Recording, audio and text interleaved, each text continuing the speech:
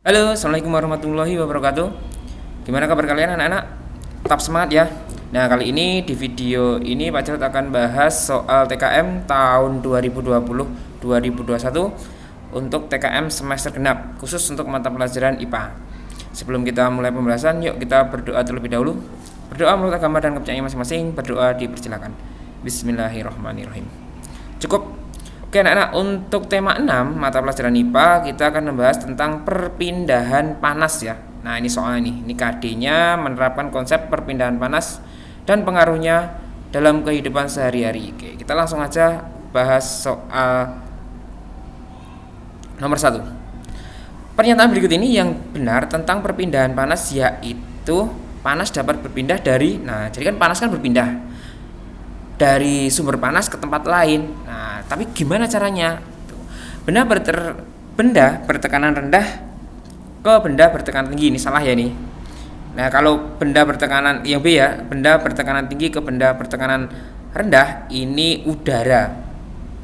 Maka terjadilah yang disebut angin. Jadi kalau benda yang bertekanan tinggi terus berpindah ke benda yang bertekanan rendah, itu bendanya disebut udara, ya. Jadi udara yang bergerak dari tekanan tinggi ke tekanan rendah itu disebut dengan angin. Padahal yang di sini yang ditanyakan adalah panas.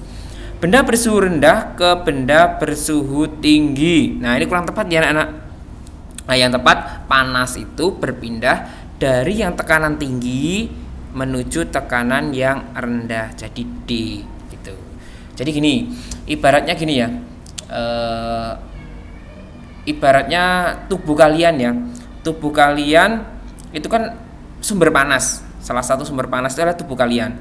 Ketika kalian memegang sendok yang dingin, ya kan, kamu pegang dengan tangan kalian.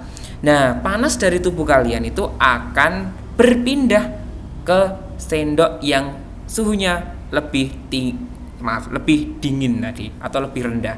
Nah, jadi kesimpulannya benda atau suhu panas atau kalor itu berpindah dari yang suhunya tinggi menuju ke yang suhunya lebih rendah.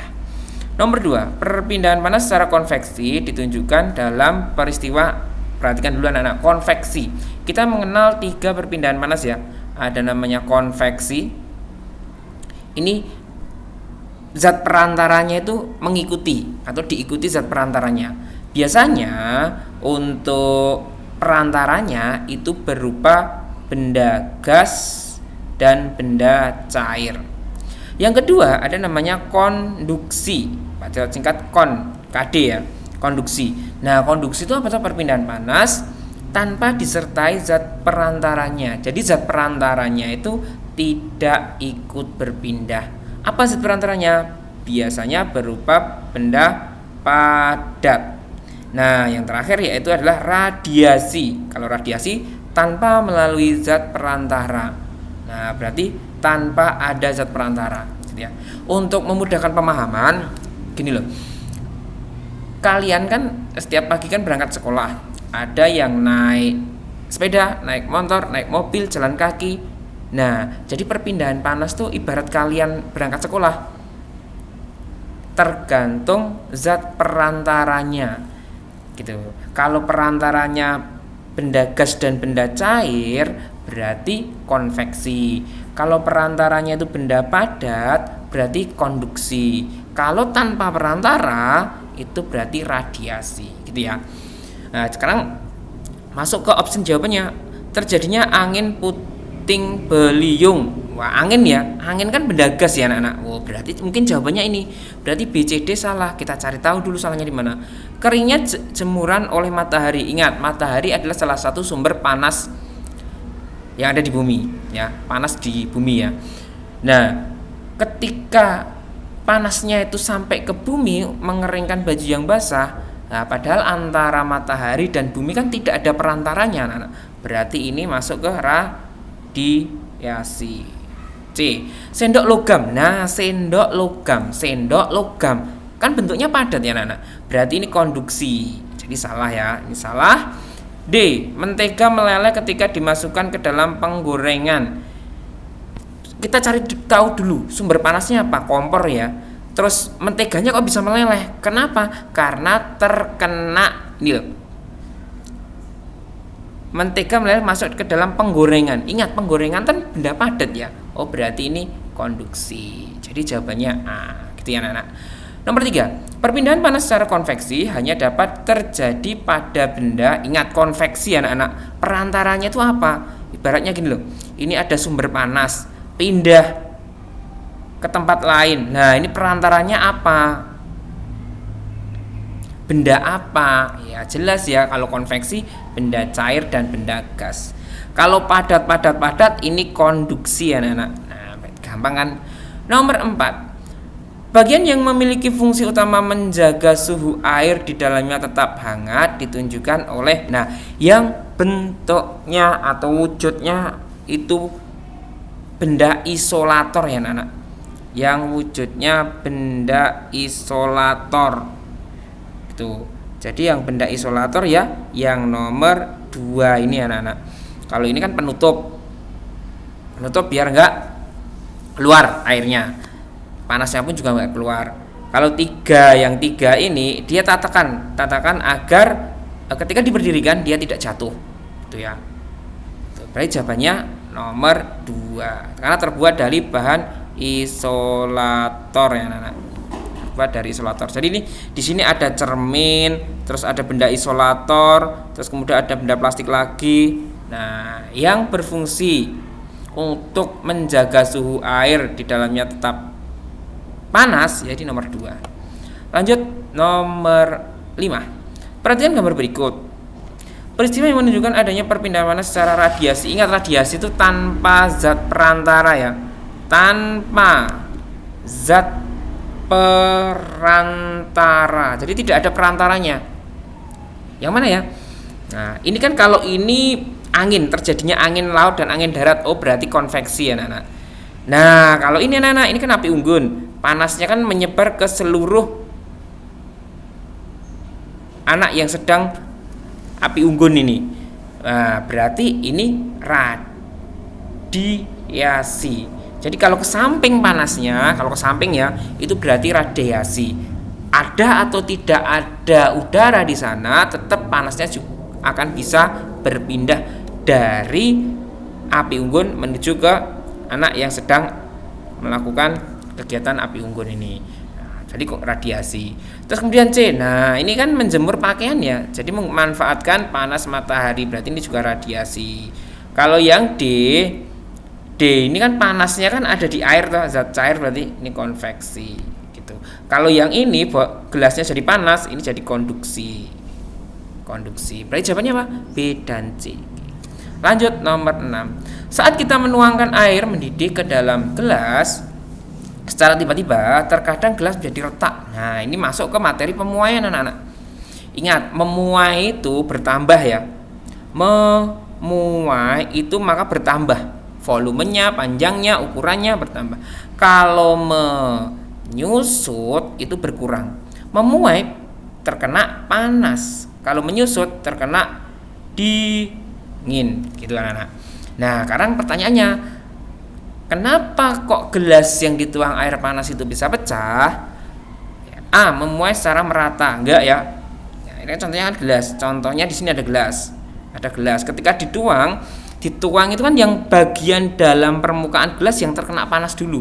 Jadi bukan bareng-bareng. Yang di dalam dulu terkena panas, baru yang di luar. Jadi enggak bareng, enggak merata.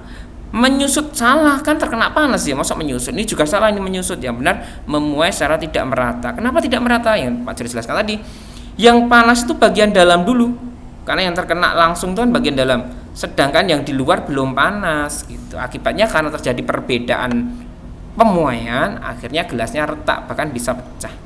Nomor 7. Pemasangan kabel seperti pada gambar bertujuan supaya kabel tidak putus. Nah, ini ya dibikin kendor ya anak-anak. Ini bukan berarti wah ini pegawai PLN-nya ini nggak beres ini.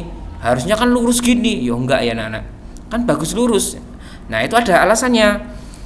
Alasannya tidak putus ketika terjadi penyusutan pada malam hari ini anak-anak. Loh, kok bisa Pak? Bisa saja. Jadi gini lah anak, ketika dipasang sejajar ya kan, ketika malam hari kan udaranya dingin anak-anak, udaranya dingin, maka akan menyusut.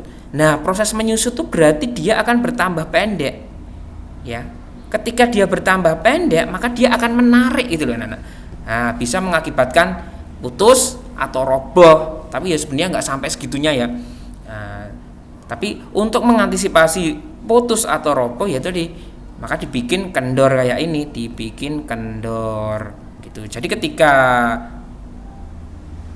malam hari kena dingin, maka yang tadinya kendor bisa lurus gitu, tidak mengakibatkan putus kabelnya gitu ya anak-anak.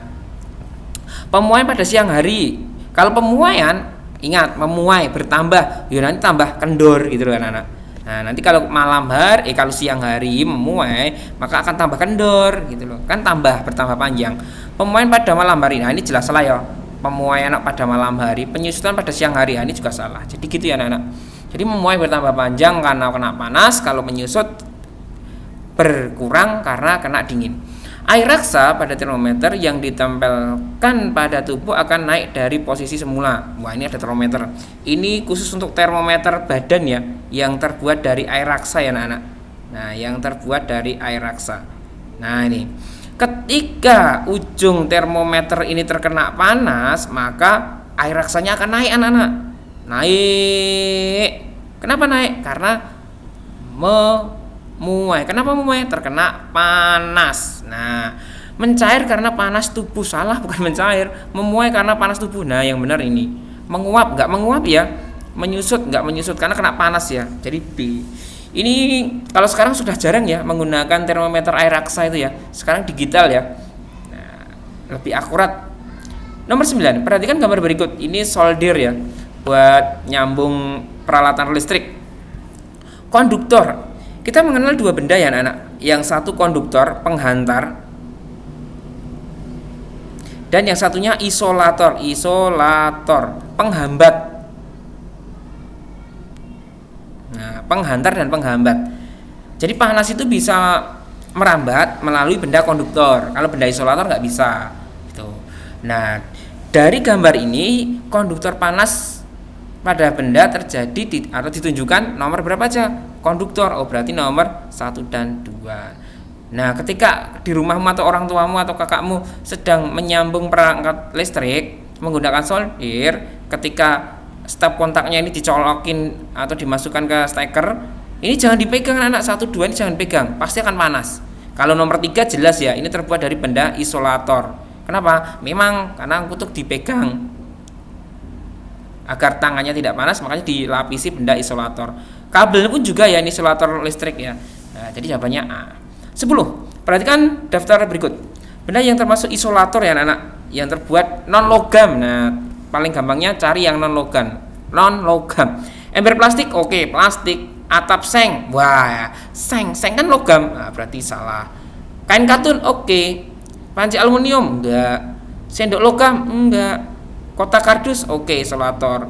Pisau besi, wah, kan besi, isolator. Centong kayu, oke. Jadi 1, 3, 6, 8. 1, 3, 6, 8. Jawabannya B. Nah, jadi cari yang non logam kalau isolator ya. Kalau konduktor cari yang logam. Kan bisa kan bedakan mana yang logam, mana yang non logam. Nah, sekarang masuk ke uraian ya. Jelaskan alasan mengapa rel kereta api diberi celah antara dua batang rel. Nah, bener ya anak-anak. Jadi gini anak-anak. Rel kereta api itu memang sengaja dibikin celah ya. Dibikin ruangan antar sambungannya. Wah, tujuannya apa, Pak? Tujuannya ketika siang hari panas matahari mengenai rel itu, ketika relnya itu memuai bertambah panjang, itu ada ruang muainya. Itu kalau ada ruang muainya sehingga relnya tidak bengkok. Tapi ketika sudah terpasang rapat, ketika siang hari terkena panas matahari, maka relnya akan jadi seperti ini loh anak-anak. Nah, relnya akan jadi seperti ini. Nah, apa? Bengkong. Bayangkan ketika bengkong kayak gitu, bengkok, terus ada kereta lewat, ya pasti akan terjadi kecelakaan. Makanya ketika memasang itu dibikin, nah inilah anak, dibikin ada ruang untuk muai kayak gini. Jadi ketika kena panas dia gini, ya bisa rapat, nggak sampai bengkok gitu. Jadi kesimpulannya agar atau supaya ketika siang hari rel tidak bengkok karena pemuaian, gitu ya anak-anak. Nah, intinya karena siang hari memuai tambah panjang agar agar rel keretanya tidak bengkok. Nomor 12. Perhatikan gambar berikut, jelaskan 3 cara perpindahan panas yang terjadi pada kegiatan seperti gambar. Perpindahan panas secara 3 cara ya anak-anak. Oke, yang pertama ini. Wah, ini gak begitu jelas ya. Bentar. Yang pertama ini aja. Ini berarti konduksi. Kenapa konduksi? Panas merambat melalui zat padat, ya enggak? Nah, jadi yang pertama ini termasuk perpindahan panas dengan cara konduksi, yaitu perpindahan panas tanpa disertai zat perantaranya atau melalui perantara benda padat. Yang kedua ini ada asap anak-anak. Nah, ada uap, ada asap juga. Ini juga sama. Ini berarti konveksi, atau yang ini anak-anak ini juga boleh ya nih. Konveksi. Kenapa? Konveksi, perpindahan panas melalui zat cair atau gas, benda cair atau benda gas, gitu ya. Nah, jadi konveksi itu perpindahan panas disertai zat perantaranya. Jadi zat perantaranya ikut berpindah, gasnya ikut berpindah, airnya juga ikut berpindah. Nih anak-anak. Yang terakhir, yang ketiga, radiasi. Nah, radiasi itu kesampingan anak. Kan orangnya kan di sini orangnya. Nah, ini tangannya orangnya tuh, ini kepalanya. Nah, radiasi itu ke samping. Jadi perpindahan panas tanpa disertai zat perantaranya. Jadi udaranya nggak ikut, airnya juga nggak ikut, nggak ada benda padatnya juga. Tuh, jadi ada 3 perpindahan panas ya, konduksi, konveksi, radiasi. Nah, lihat perantaranya apa. Kalau tanpa perantara, radiasi. Kalau zat perantaranya padat, berarti konduksi. Kalau zat perantaranya cair gas, berarti konveksi. Gitu ya anak-anak. Oke anak-anak, untuk tema 6 materinya tentang panas dan perpindahan sudah selesai. Bisa kalian pelajari buku atau lihat video-video pembelajaran di YouTube. Semoga besok TKM bisa mengerjakan dan mendapatkan hasil yang memuaskan. Sekian video kali ini, sampai ketemu lagi di video berikutnya. Assalamualaikum warahmatullahi wabarakatuh.